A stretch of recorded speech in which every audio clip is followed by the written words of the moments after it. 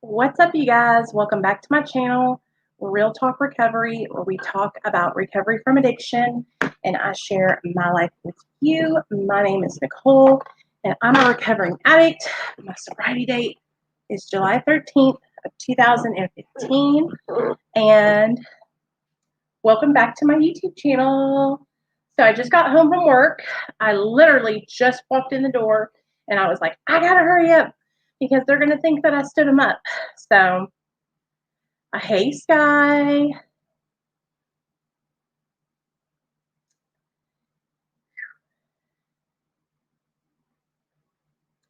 Hey Corrales, what's up?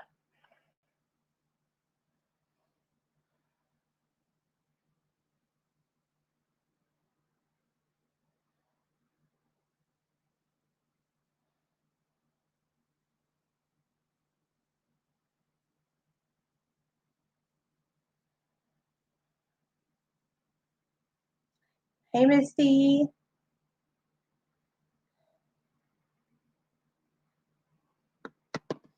What's up, you guys? Come on in. Come on in. I just got home. Like, just walked in the door, you guys.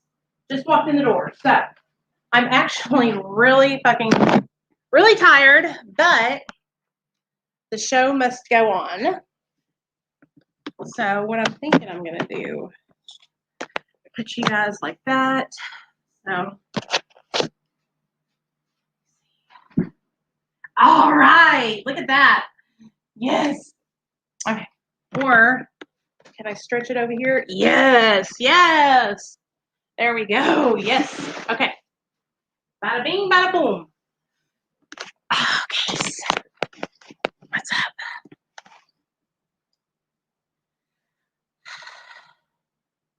Oh no. Damn, Trinidad. Really? Hey Sam. Let me tell you a story about something that happened to my cousin when I was little. So just so everybody say a prayer for Corrales' son. His son touched the stove and had to go to the hospital. Okay. Hey Mike. So back whenever I was probably like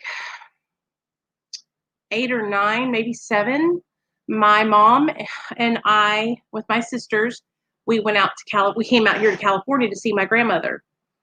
And while we were out here, we were staying with my grandma, and my uncles and aunts were staying the night. Like, everybody was there. Well, my cousin, Robert, we called him, his nickname was Bobo. My cousin Robert stuck his hand on the iron. And I remember like it was yesterday because my dad had walked in when he stuck his hand on the iron and took his hand off the iron. It was stuck to the iron. He was like 4 or 5 years old.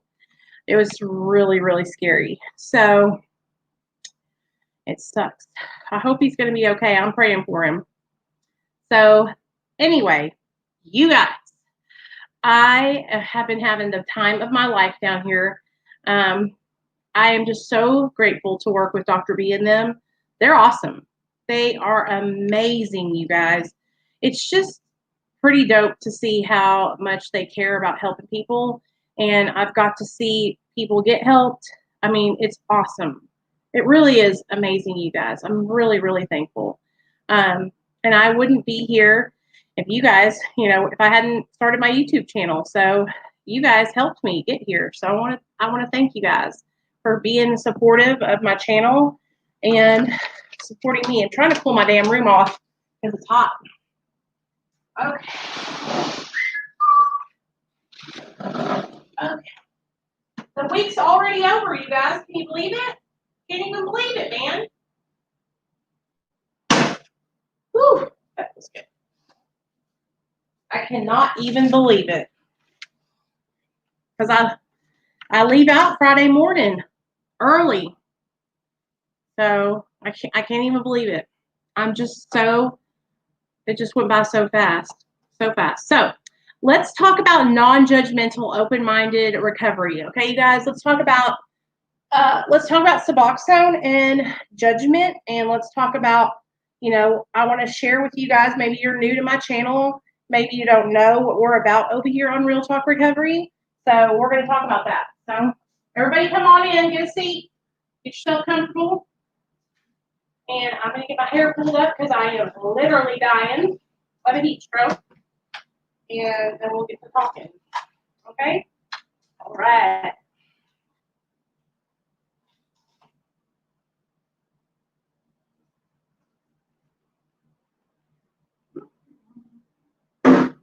Okay.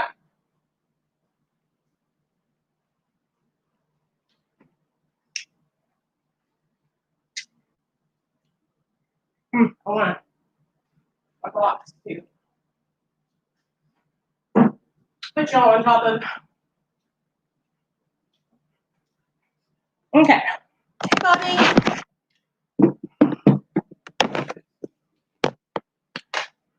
Okay. So.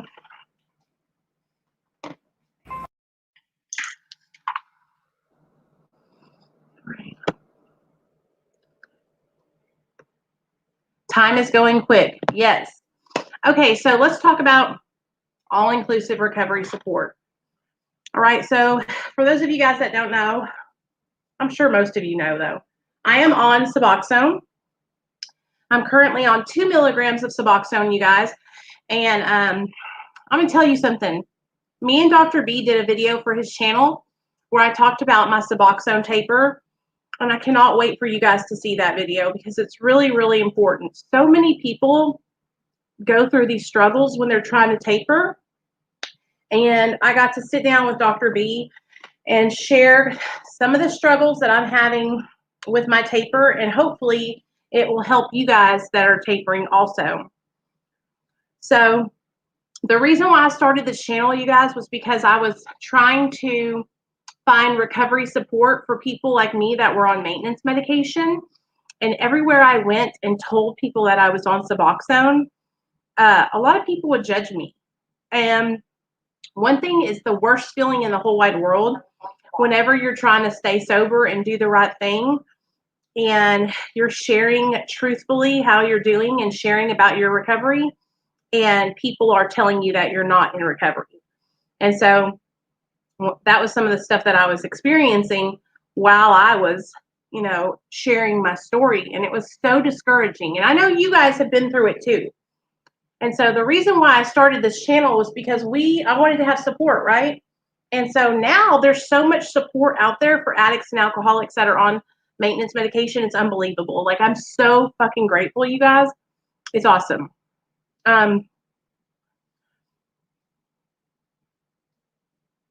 The food, I've been eating Mexican food. Look how chunky I'm getting, y'all. Yeah, it's good.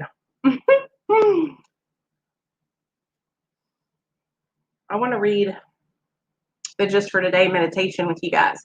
Okay, Just for Today meditation. Y'all ready? August 12th, 2020. Enough. Page 234. Something inside cries out, enough, enough. I've had enough. And then they are ready to take that first and often most difficult step toward dealing with their disease. Have we really had enough?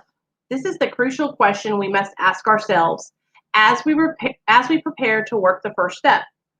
It doesn't matter whether or not we arrived here with our families intact, our careers still working for us, and all the outward appearances of wholeness. All that matters is that we have reached an emotional and spiritual bottom that precludes our return to active addiction. If we have, we will truly be ready to go to any lengths to quit using. When we inventory our powerlessness, we ask ourselves some simple questions.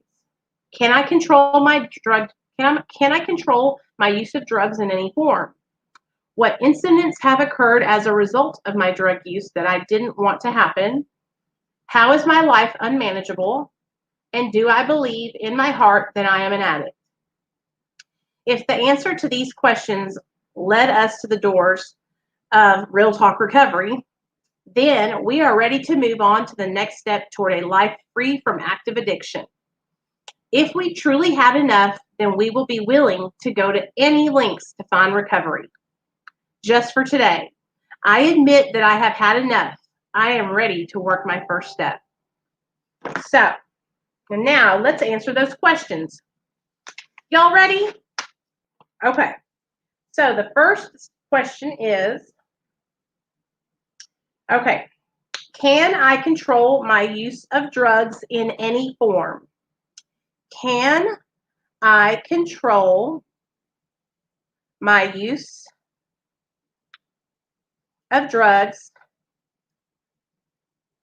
in any form? That means alcohol, drugs, pills, dope, heroin, crack, cocaine, methamphetamine, Adderall, benzos, opiates, all of it. That's what it means. Can I control my use of drugs in any form? So the answer to that question for me is no, I cannot, because when I use drugs and alcohol, I lose the power of choice. I go insane in the membrane. Y'all know what I mean?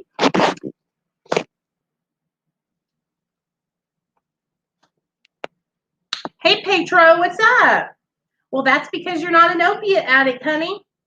When you're opiate naive, that's what happens. On to the next question. Here we go.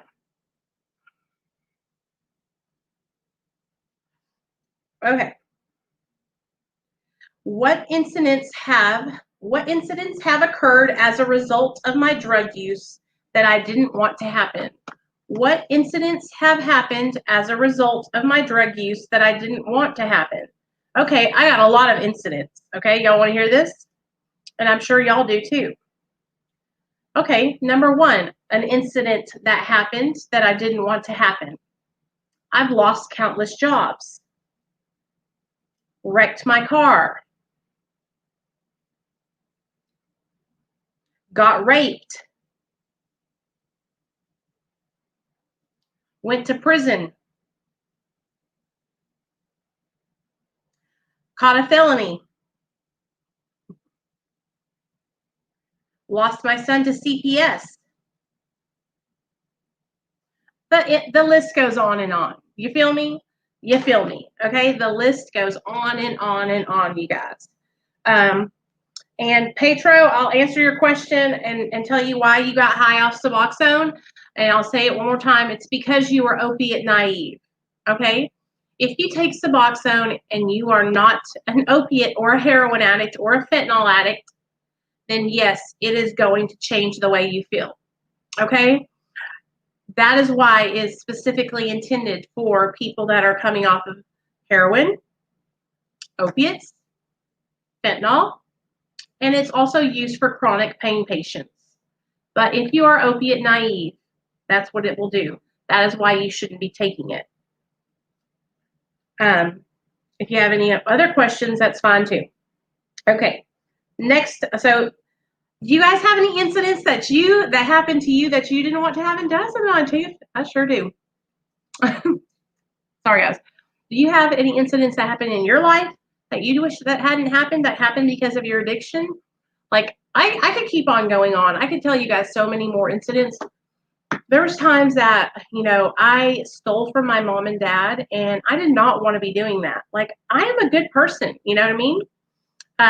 I don't want to steal from my parents. I love my parents, but when I was in my active addiction, I did those things, and I wish I hadn't done those things. I made a lot of really bad choices when I was in my active addiction. And, I was reflecting back on a lot of the things that happened to me when I was in my active addiction. Today on the way home, I was talking to Dr. G. And I was telling him about what it was like when I was growing up, and how I got into my addiction. And he explained something to me that was like, I've never had it explained to me this way, okay? So all of us have something that we feel like we're lacking, okay? And when I was a young child, I had no self-esteem, no self-worth, okay? And he explained it to me like this. If somebody comes in contact with drugs and alcohol at an early time in their life, while they feel like they are lacking something like self-esteem and they try drugs and alcohol, the addiction will take the place of what they are lacking. So my drugs and alcohol mimicked or kind of morphed into my self-esteem because I would use drugs and alcohol to feel more confident, to get skinny, to be more outgoing. And it made sense to me because when I was getting high, that's how I started out. I started using dope, pills, meth, drinking when I was 17 years old because I didn't feel like I fit in. I wanted to be a part of. I always felt like the odd man out, you know? And so it really does make a lot of sense. You don't have to necessarily have a horrible childhood or horrible trauma to get addicted. You know what I mean? Hey, Brandon, what's up? Thank you. I stole from my loved ones, lost my family, wife, everything over alcohol, and I still drink. All I got left are my kids, and I feel like I'm going to lose them too, but I still drink. Hey, Mark. Petro, you have to just like the reading said, okay, you got to surrender, okay? You got to wave the white flag and reach out for help because you can't do this on your own. You can't get sober on your own. I know because I tried for many, many years to get sober on my own, you guys.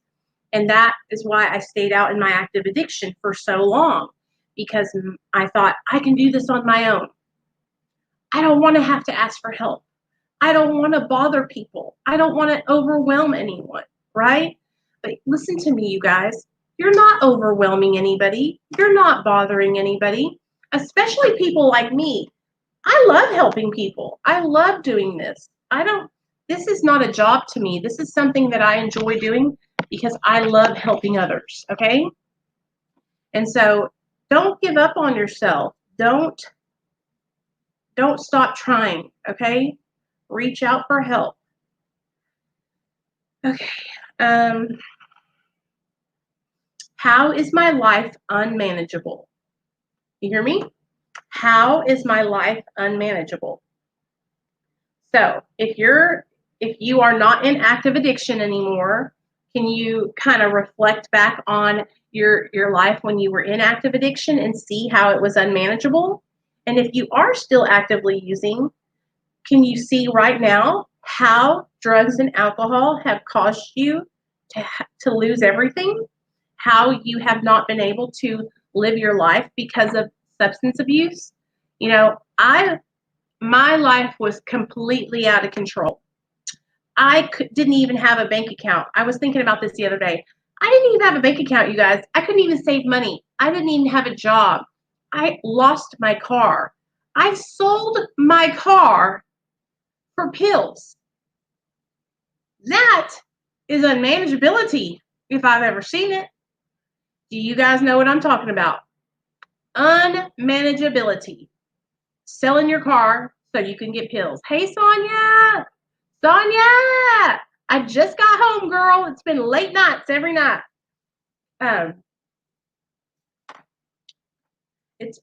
It's hard, you guys. Like, that is unmanageability. And so now in my life, now I can manage my life today. Today I have a bank account. Today I have a home. Today I have you guys and the support from Real Talk Recovery. Bobby says, I blew up my car. I couldn't wait to go pick up a couple of grams. At least I made it back, but it was its last ride. So you rode that thing to the wheels fell off, huh, Bobby? I saw, damn, you are working hard. Yes, Sonia, I was in there this morning early too, and I'm going in early tomorrow. Misty says, my car got repoed because I used that money for drugs. I know what you mean, girl. Tell me some more unmanageable things. Come on, give them to me, you guys. Give them to me. How about this one? How about living in a house with no running water and no electricity, taking shits in holes outside? How many of you guys have done that?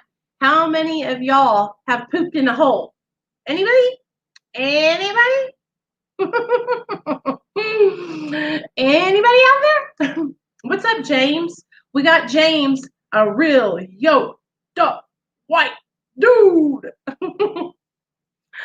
Hey, Petro, I am still in California, honey.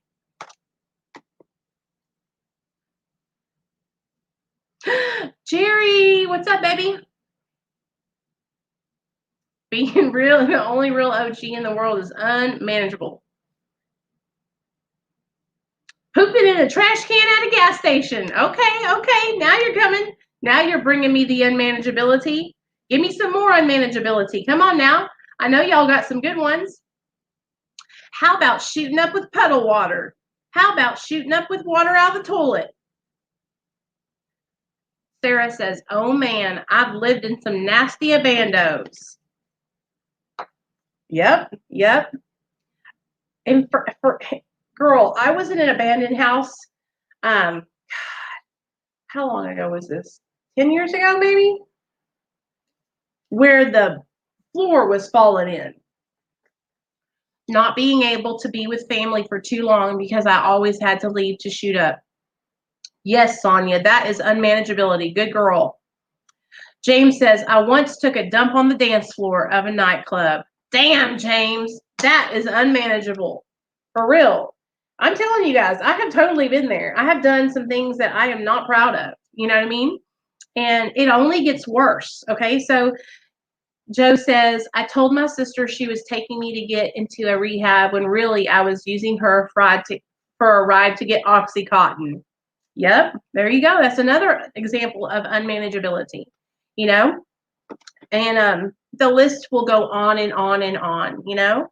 I still think about the sweeping the ladies' porch. Oh, let me tell y'all that story. Thank you for bringing that up, Bobby. So I'll tell y'all about some unmanageability.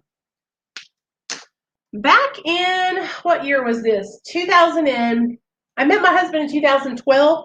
So this was 2011, okay? In 2011, I got strung out real bad on oxys and methamphetamine. And I had been up for like 12 days without any sleep. And so I was hallucinating real bad.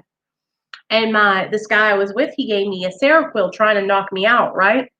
Well, the Seroquel didn't knock me out, you guys. It just made it worse. And I went to lay down, and then I got back up, and I started walking at 3 a.m. in the morning, walking down the road in Southwest Little Rock in the ghetto. It was bad. Okay, there's light. The light's better over this way. Okay.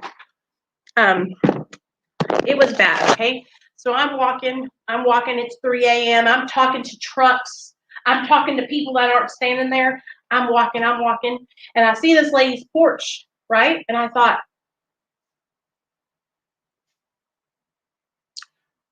is that weed on her porch?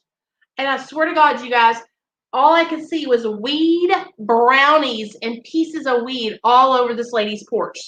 So I walked up on this lady's porch, and she had a broom right there, right? And it's 3 a.m. Okay, it's 3 a.m. So I grabbed this broom, and all these weed brownies and all this weed is all over the porch. And I'm just sweeping it, trying to get all that weed off the porch. Well, this little Mexican lady, she sticks her head out the door, and she sees me out there. She gets so scared. She locks the door, runs back inside, and calls the police. The police came, and they found me up on her porch, sweeping the damn porch frantically, trying to get this weed off this porch. Well, then I thought they were coming for me. I thought they pulled their guns on me. So they came up there, and I was ducking a weed, and because I thought they were trying to kill me. They ended up putting me in an ambulance, you guys. And they ended up putting me in the ambulance. I was sitting in the ambulance, and the ambulance driver, I swear to God, I still see this in my mind. I swear to you guys, he tried to shoot me up with cocaine. I was seeing this with my eyes. That's how bad I was hallucinating. I had been up for so many days. You guys, so many days. It was really bad. It was really freaking bad. That's light is so much better right here. Okay. I know you love that, Jerry. Jerry loves that story. James says, stealing tons of Robitussin because you ain't got no money for anything else. Yes. Hey, Nancy. One time I was dope sick, so I took some expired somas. 2 hours later, they finally kicked in, and I blacked out on the highway and crashed. Girl, them damn somas, they make me go into a soma coma. I ended up going into a coma for 7 days, you guys, after I swept that lady's porch. Bad memories. Always having to have a rig with you everywhere you go. Yes. Misty says the longest I stayed up was 18 days. Pure craziness. Okay. Now, last question. Hey, Rolling. What's up? Rolling Samaniego. What's up? Welcome to the channel. Do I believe in my heart that I am an addict? Do I believe in my heart that I am an addict? What do you guys think? What do y'all say? I'll tell you what I believe. I believe without a shadow of a doubt that I am an addict and that I cannot use drugs and alcohol. And if I do use drugs and alcohol, I will lose everything. People don't realize when you're strung out, you will do anything. Yes. Sonia says, taking so much dope and hopes you never wake up. Oh, girl. Having the little kit, the cooker, and the needles. Oh, I hated that. Yes. I definitely believe I am an addict. Yes. Okay. So a lot of people ask me, like, how do I know if I'm an addict? Well, first of all, let me tell y'all something. If you are asking yourself the question, how do I know I'm an addict? If I'm an addict, if you even have to ask yourself that question, then you're an addict. Okay. If you even have to think about it. Okay. If you find when you are using drugs or alcohol, you cannot stop on your own, then you are an addict, or you're an addict alcoholic. You can be both. You can be what? You can be both. I'm both. If I drink, I will drink till I get drunk. If I use, I will use until I die. I had to admit it that I am sicker than I thought I was. It's okay, Jerry. Bobby Johnson is actually Jerry, just so y'all know. When I say Jerry, it's Bobby Johnson. I was crazy. I had this collection of wild-looking spoons and water containers. Yes. Yes, and I also, now I think about it, I had lots of addict tendencies before I touched substances. Exactly. I did too. I spent money. What's X-Slavid? As an OG, I'm immune to addiction. James, shut up. Hey, Dan, what's up? So, are any of you guys struggling with the idea that you're an addict? Are any of you guys not admitting and accepting it? Is there anybody in here that thinks that they're not an addict? And sometimes if you find yourself and you keep on relapsing, you guys, a lot of the time it's because you haven't accepted the fact that you're an addict and that you can't use drugs. It's not an easy pill to swallow. Because you're having to admit complete defeat. When you finally come to the terms that you're an addict, you are admitting that you don't have control over drugs and alcohol and that they control you. And sometimes that can be hard. But once you finally give in and surrender, then you are going to be able to open up to get help, and that is what we're trying to do. Taking a matchbox, sharpening your point. I've done that too, Bob. I've done that too. Jerry. And Jerry, welcome back to the channel. I'm not going to call you out, but I'm glad you're in here. And I've missed you. I'm good. Are you in LA? I'm in Santa Ana.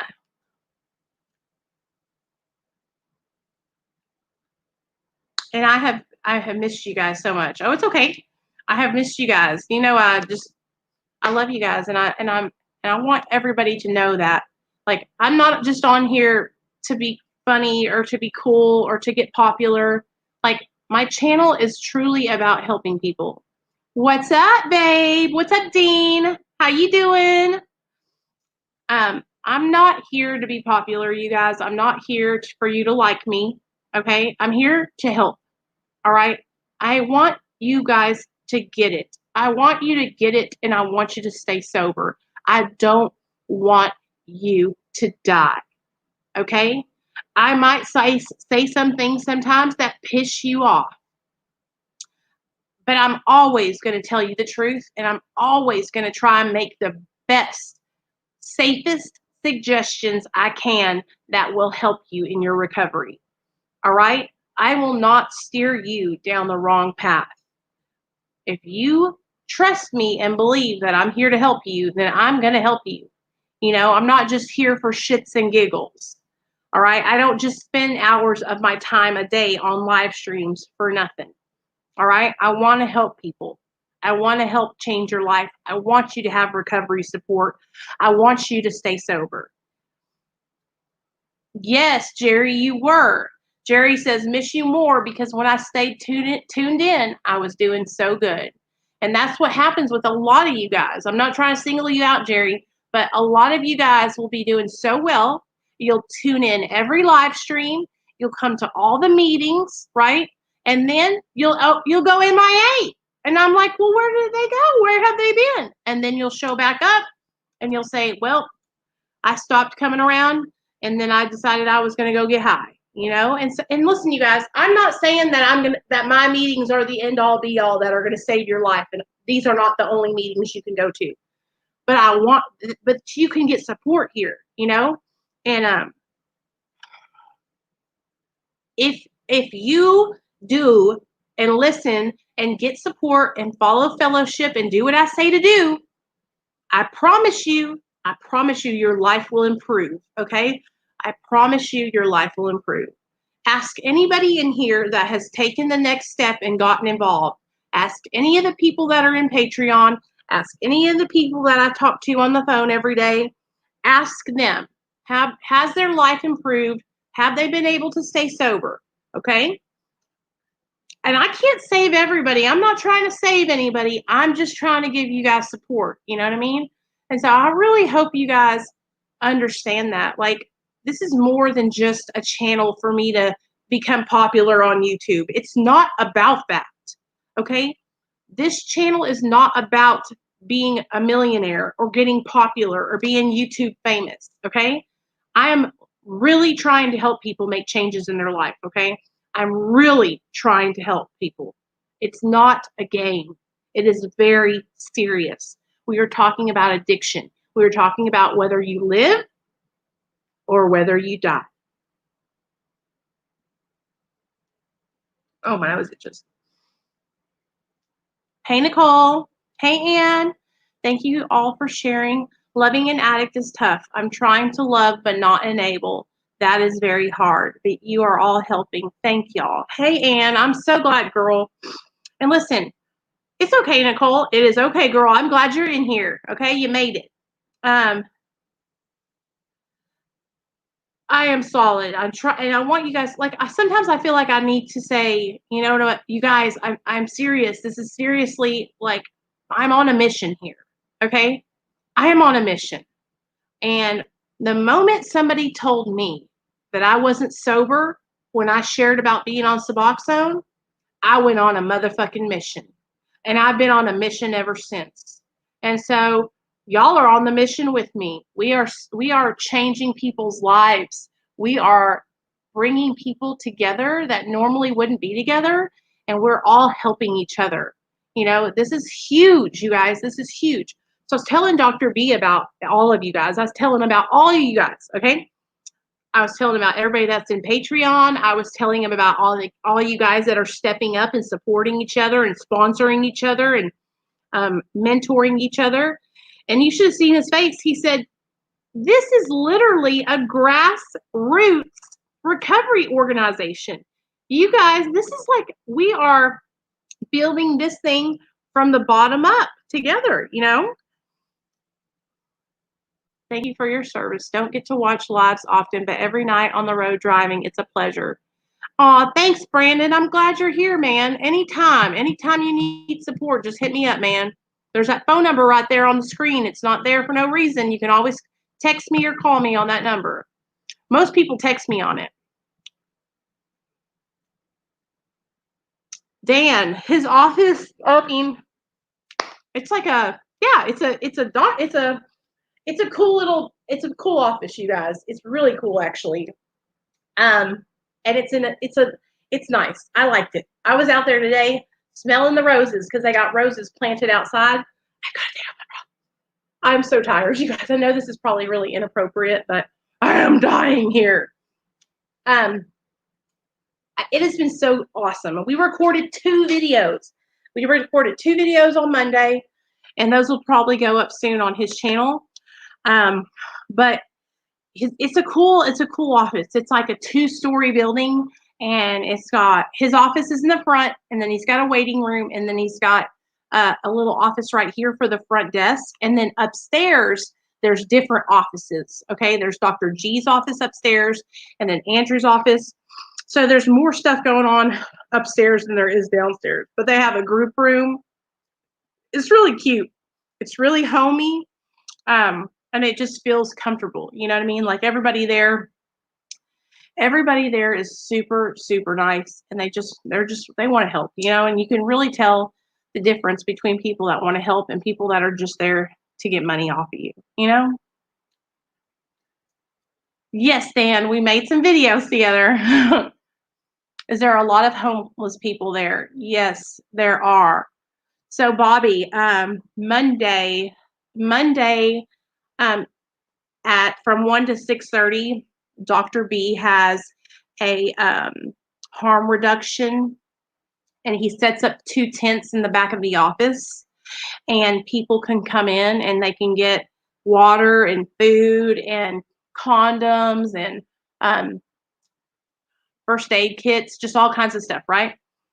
And I'm telling you, like hundreds of people came through there Monday night. And it was I was so emotional that I was out there and I was handing out stuff and I was talking to the people that were coming up and I was just breaking down in tears, you know? It was just so amazing to see people that were in their active addiction. Some of them were homeless. Some of them were not homeless, but all of them were not in a good way. And they were all coming in to get services and help. Okay, so the group therapy, the way they do it now, Shelly, because of coronavirus, it's on Zoom. So it's 4 people at a time in a group, and they do a class and they have a facilitator, and that's the intensive outpatient therapy.